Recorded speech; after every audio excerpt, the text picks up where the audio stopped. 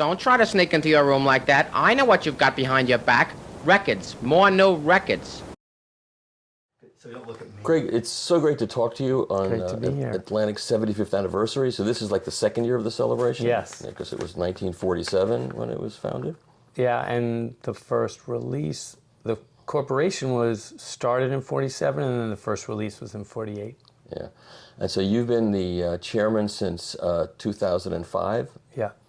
So it's been a pretty interesting ride, I imagine. In roller coaster. A lot of turmoil in the record business. The industry's gone through a lot. And you've weathered that storm pretty well. You're still here. Thank you. Thank you.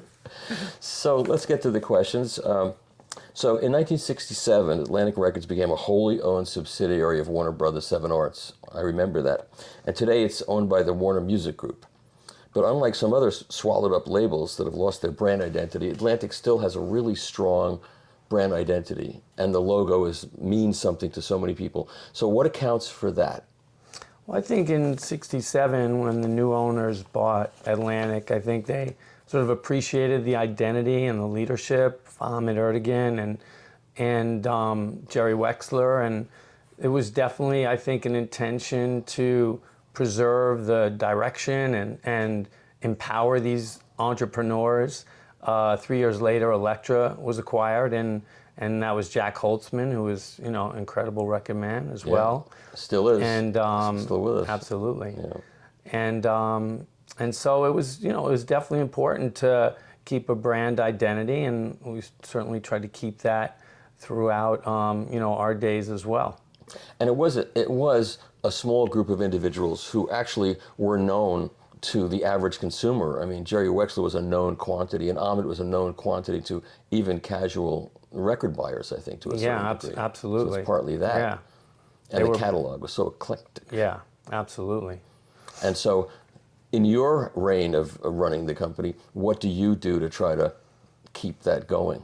I mean, you're a known quantity too now, so. Well, I think both myself and my partner Julie, we also come from independent label background. So I started Big Beat, and Julie was at the beginnings of Def Jam, and so you slice us open, we still got the independent, spirit, and I think that sort of oozes into what we do, at Atlantic for sure. Yeah. Well, it's very exciting to be here for that long. I mean, I came here to a party. When was that party? It was, oh my God, 10 years ago? At least. Seems like last week. Yeah, That's what happens. I know. It was a lot of fun. Okay, so to this day, a large percentage of music lovers and record buyers don't know that Led Zeppelin and some other big British acts were actually signed on this side of the ocean by Atlantic Records. That's very rare. Mostly record companies would go shopping in Europe for acts and buy a contract. So how did that happen, that Atlantic signed these acts like Led Zeppelin? Well, the Led Zeppelin story was Dusty Springfield that tipped off Jerry and Ahmet about this new band starting, coming out of the New Yardbirds. And so Peter Grant flew over to the U.S. and made the deal. Ahmet and Jerry did the deal immediately. But I think for the history of let's look at the British invasion to start, like Atlantic kind of missed that. So I think it was definitely important for Ahmet and Jerry to get the next wave. And so they were meeting with, Island and Polydor, and that's how they got Cream, Eric Clapton, Emerson, Lake and Palmer, Bee Gees, King Crimson. Ahmet went to London Speakeasy and signed Yes. Yeah, and Atlantic obviously having its roots in R&B, this really obviously changed the profile and expanded obviously the depths of the roster. And topped off, I think it was 71 that Ahmet met with Mick Jagger and signed the Rolling Stones. So that was another big milestone. That was a good one. That worked out well. There's a very famous story about Peter Grant, the manager of Led Zeppelin, meeting Bob Dylan. And he went over to Bob Dylan and he said, I manage Led Zeppelin. And Bob Dylan said, I don't tell you my problems. I didn't know that story. That's what I heard. Whether it's true or not, I don't know, but I believe it. That's sounds like funny. It's true. And, so there's a very famous 40th anniversary HBO special that was on television, and then there was an American Masters Yeah. thing about Atlantic Records. So that's not available anymore. But the HBO, the American American Masters Masters was released on DVD, so that should be out there and probably on YouTube. yeah. So I would suggest to people that if they really want to get a nice history, that would be a great place to Great, go. yeah, it's a great piece on Atlantic. It should come out again on Blu-ray, but So Yeah. I saw that a long time ago. I don't remember the gist of it. So that was a spotlight on Ahmet. Was that what it was? It was a profile on Ahmet and Atlantic. It was great. It was a great piece, though. Yeah. So moving down the list of questions that we have here. So you've been chairman since 2005, almost 20 years. So what have been the high and low lights of your time in charge? I know you only want to talk about the highlights, but people might be interested in some of the Yeah, difficulties. it was definitely a roller coaster. Obviously, the introduction of the CD was a huge boom for the industry. And, that was smooth sailing until Sean Fanning created Napster. And all of a sudden, the industry was, in deep despair over the piracy that was going on.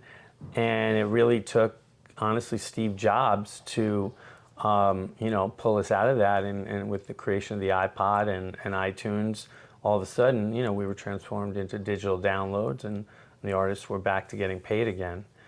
And then, of course, that's evolved into streaming, which has, been a huge boom for the industry. How is the streaming model for a record label like yours? How does that work? Is that a profit center? Sure. Yeah. I mean, that's the primary source of how artists are getting paid from their recorded music. Yeah.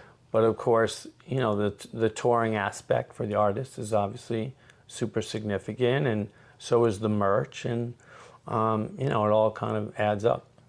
Now, do you have a percentage of that kind of stuff too, the merchandise, or is that just the artist has complete control over that? In certain instances where we felt we could really make a difference, and it's nice to have the synergies of art and merch and the record, all together. So certain instances we're both involved, and we'll obviously tour support the artist. So in certain instances we'll be involved in the touring as well. So do you hit clubs looking for new artists, or do you have a team of people who are doing that? We've got a handful of A&R execs out there, and definitely scouting still. Seeing the band live is still so crucially important, to how we're signing and why we're signing. That's never going to change. Yeah. So how many acts do you sign a year? Approximately. Well, I mean, we're probably signing like a dozen between the urban side and the pop and rock side. Yeah. And what percentage end up being successful? Is that private information? Well, you don't disclose? Listen, the success, it takes time to build new artists, and we definitely deem a success if we get on first base and then move forward and try and get to second base. Not everything has to be a home run. I think really building an artist's fan base is the most important thing, and building sticky fans. That's really the key.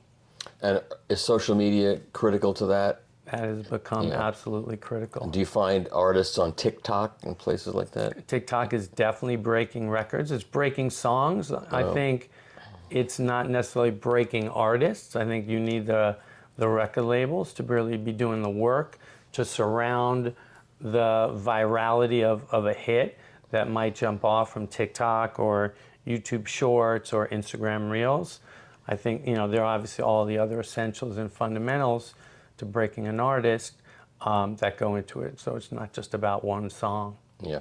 So I have a young man writing for me who's 17 years old, and he tells me that his friends, because their attention span has been so shortened by this, that they don't listen to whole songs anymore. Have you heard this? Well, And it's a problem. you're definitely seeing a trend for a shorter duration of songs themselves. You'll certainly notice songs are getting shorter in the new era, and there's no question, fans are reacting to 15-second clips, 30-second clips. Those will be profound enough impact that can really drive a song. So that's real. And then do they actually pay attention to the entire song, or is that their experience with the song? Well, you hope you can then drive them to the streaming platforms and actually listen to the full song. I think it does. And then the real challenge is to get them to listen to the entire album. That's a big challenge. That's a big challenge. And so let's move to the thing that's close to both of our hearts. Yes. Which is vinyl records, Yes. the resurgence of vinyl records. Did you ever expect this to happen? I was definitely a fan early on, starting as a DJ, and then sort of living in all the New York mom and pop record stores back then. And so I was kind of collecting in all genres of music at the time, mainly as a DJ, that I really kind of wanted to be known for the DJ that no matter what the theme of the night was, whether it was Brazilian or African or punk rock, I could be the one that had probably the deepest collection. So I got very much just in love with vinyl, and obviously it sounds incredible, Yeah. and just the tactile feel of holding that record, listening to it, paying attention to the art and the credits, and the art obviously has great meaning and impact. So I was, suffice to say, very scared when the music industry was trumpeting the next format as the CD, and basically signaling and messaging that the vinyl era is over and it's going to become extinct. And thank goodness it held on just by the skin of its teeth, and there was still little bits of vinyl coming out in the 90s and through the 2000s, and then it just exploded again, and it was I don't think anyone could have predicted such a return to what it is now, but it's the most beautiful thing to see. I always wanted it to happen, and I always would sit around saying, "What? Just kids have to experience it, sit down." Now I visit people in like late 40s and early 50s who have a wall of records, no television in the room, a nice stereo with big speakers, and they sit around and they just play records the way I did in the 70s, and it's just the greatest amazing. thing. Yeah, it is amazing. What percentage of the business accounts for vinyl? It's still not a big thing. It's not big, but it's been growing. I mean, it's growing year on year out, and now it is definitely a significant revenue driver for the artists. Absolutely. Yeah. Like it's becoming meaningful, like a really meaningful number. Which is great. Yeah. I remember driving down 14th Street one day in a hot August dog day, and there you were, walking down 14th Street with 2 bags of records. Right. And people said, "Is this Craig Kallman? Is he really into vinyl like he says he is?" I said, "Yeah, I saw him walking down 14th Street at like 90 degrees, schlepping the bags, putting the bags down, taking a break, picking it up. The traffic was slow, and I think I waved to you. That was so funny. So hilarious. That's funny. So let's talk about the 75th anniversary celebration here. So it's got 2 tracks. So one track are things that Atlantic is producing and releasing themselves. Correct. And then the other track is you've brought Chad Kasem on board to do these audiophile level records. So how do you determine which goes where, and how did that all work? Yeah, I think we wanted to with the analog productions, find 75 titles that really were covering the breadth and scope of Atlantic, and really putting out there how diverse the label was. I mean, when you look at the jazz history, the rock history, the R&B history, the soul history, and then, as time progressed, what would be called alternative, and obviously the rock side and hard rock side. I think the job was really to pick a great cross-section of music from all the genres that Atlantic has been known for. Myself, Julie, and Chad. Yeah. Yeah. So that was fun, probably. Yeah, absolutely. Because of the whole history. Absolutely. And then for Chad's part of it, you got to make sure there were tapes for his stuff. Yes, you won't for do sure. it without the tapes. Absolutely. Yeah. Absolutely. And all those tapes were found. Yeah, and Chad, he's fantastic record man himself. He's so passionate. I've been to Salina, Kansas, and have seen the whole operation, and it's really an extraordinary operation that he has. You know how he started, right? Do you know how he started? Tell me the story. Well, I roasted him at an event in L.A., which you should watch because it's hilarious. I compared him to Moses floating down the Mississippi River on a bed of clarinet reeds. Oh, that's funny. And it's a whole long story. But Chad moved to Salina for personal reasons and started selling records out of milk crates. Oh, wow. And he noticed that the audiophiles were buying these RCAs and these Mercuries, so he went about finding those and advertising those in Goldmine. And that's how he started. Oh, I didn't even And know he was that a short story. order cook in Wow. Salina. That's how it all started. Wow, amazing. And then it wasn't that many years later when the governor would see Chad at a restaurant and come over to Chad. And there's a story being told about that, actually. There's a movie being made. Yes. Yeah. It's a great an amazing doc. Yeah, story. it's going to be a great one. Yeah. And so I've got a couple of those records, and apparently the Phil Collins record is just going bonkers. Exploding, yeah. Yeah. Which is great to see. So you wonder who's buying this. Is it new people discovering Phil Collins and Genesis, or is it?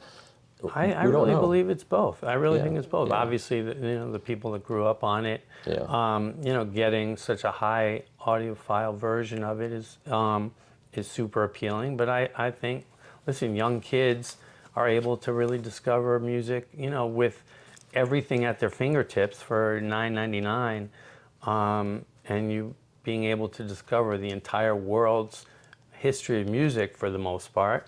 That's a pretty awesome thing. So I think there's lots of discovery of the catalog. And it's great that people are spending the extra money to buy something for $40 or more that they could get for almost nothing. Yeah, absolutely. Because they want to have it. That's really a key to this whole thing. No question. And when the packaging is great, it's something you want to treasure. Yeah, it makes it a really I mean, that nice, Mingus Blues and Roots, it's an incredible sounding sounded record. great, yeah. Yeah, it's really good. Yeah. All right, what else have we got here?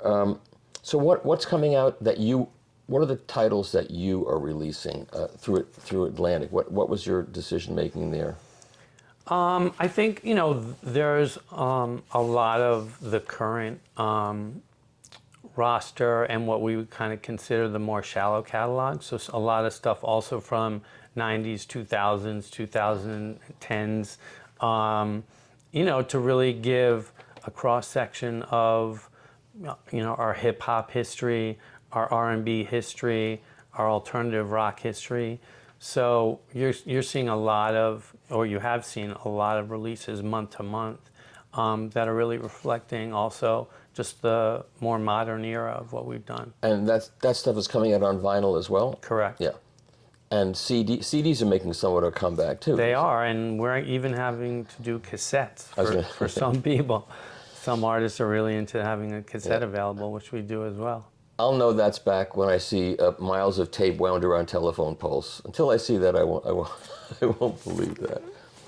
So, are there any personal favorites of yours from the 50s and the 50s through the 80s that you, when you became the chairman of Atlantic, you're saying, wow, these are records that I grew up with that I love and I'm in charge of that catalog? Yeah, I mean, as just a fan growing up as a young teenager and then into my DJ years, I mean, Led Zeppelin for me was my number one band growing up, and I was also really a fan of Ray Charles and Otis Redding and Aretha Franklin, and so when I had the unbelievable opportunity to meet with Amit and Doug Morris and them say, hey, we'd love to bring Big Beat Records into Atlantic, I had to pinch myself because this was the iconic label for me that, I was just such a fan of growing up as a teenager and then, through my DJ years as well. How did that happen? They called you, or that's a call you want to get, right? It was a very good call.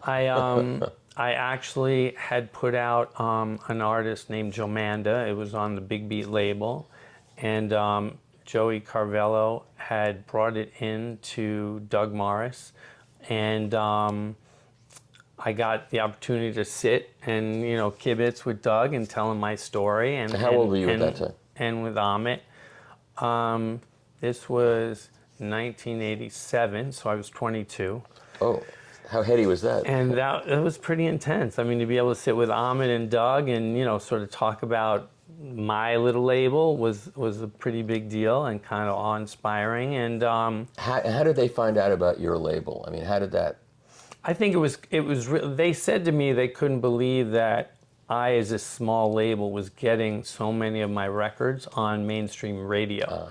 So I had my records on like Z100 and the dance stations, you know, KTU and BLS and how did you do that? I kind of learned from, I used to work at Billboard magazine, I used to work at Factory Records, doing promotion and marketing. I used to work for CBS Records as a college rep. So I kind of got an understanding of like what it takes to promote a record. And that meant going to every DJ in all the nightclubs, which I was familiar with already, and then going to radio stations and waiting on radio day to sit and get your turn to play your record to the music director and program director. So I used to spend all my days, you know, waiting to see Frankie Crocker at WBLS, and finally get that few minutes to tell him about a record. And so this Jomanda record kind of exploded, and we had Steve Silkerla had him do a remix of it, and he did just an incredible version and sort of exploded across the country, and it was getting on all the radio stations. And that's when Doug and Ahmet brought me in and said, you know, you remind me of us when we were doing our independent thing, because Doug had Big Tree and Ahmet, of course, Atlantic. And so it was, it was just, you know, amazing to be able to. And who negotiated that deal for you? Did you do it yourself? Or no, actually my father did, actually. He was a lawyer. Yeah. I was going to say, you don't want to do that yourself. No. Because as much as they love you and want you, they'll still take advantage of a kid. Well, everybody does. You know, everybody does. It was such a big opportunity for me. You know, I used to do radio commercials in Boston for $50 a piece. I should have charged them $250 or $300, but I my self-worth wasn't there, so I didn't. But good for you. Thank you. You know, Doug Morris tried to bring vinyl back in the 90s. That was the heavy vinyl series that MCA did. And I was involved in that. And so we made these great records, cut from analog tape, did the whole number, 180 gram and everything. But at that time, there was no place to sell the records because the stores weren't selling records, and there was no internet to sell records, so it was a flop. But, so the timing is so important in these Absolutely. things. Yeah, for sure. So looking at the 80s, what were the standouts for you? I mean, obviously, you know, the evolution of Genesis, and then, you know, spawning into the solo work of Phil Collins. In Excess was an incredible band. Yeah. There was just 70s and 80s, like the Spinners was a big favorite of mine. And they were flops on a previous label, right? They were on Motown and didn't do anything, right? Yeah, it was really, you know, Tom Bell, you know, paired up with them and just made so many incredible records. And then, you know, listen, Aretha continued, Donny Hathaway. Yeah. Great stuff. Yeah, great stuff. So what do you see for the next 5 years? For the 80th anniversary? You know, we got our head down. There's lots of exciting stuff. I mean, you know, music is now so global. You know, the barriers have come down. So, you know, we're exploring everything from Afrobeat with artists like Burna Boy to obviously the Latin side of the business is exploding and really exciting. And yeah, I mean, there's just so much music now coming from all walks of the globe. It's important to just paying attention to all of it. And do you think the business model has stabilized now? So there's streaming, and then there's physical media, and it's stabilized now. There's not like people looking around, what are we going to do about this? It seems pretty stable. Yeah, I think so, absolutely. And that's good. Yeah, oh yeah. Well, I think the business is now in a great place, and it's so great that vinyl is, you know, matured to what it is. It's amazing. Yeah, it is good. There are some issues I have about it that we can talk about off camera that I'll tell you about, and maybe you can exert your influence to do something about it, but that'll be off camera. I'm all ears. All right, great. Well, this was great Craig, I really appreciate you taking the time and letting me talk to you about the 75th course. anniversary. And congratulations, and let's see what happens over the next 10 years. I'm sure it'll be great. Thank you, Michael, for having me. It's a pleasure. Thank you. Awesome. Great stuff.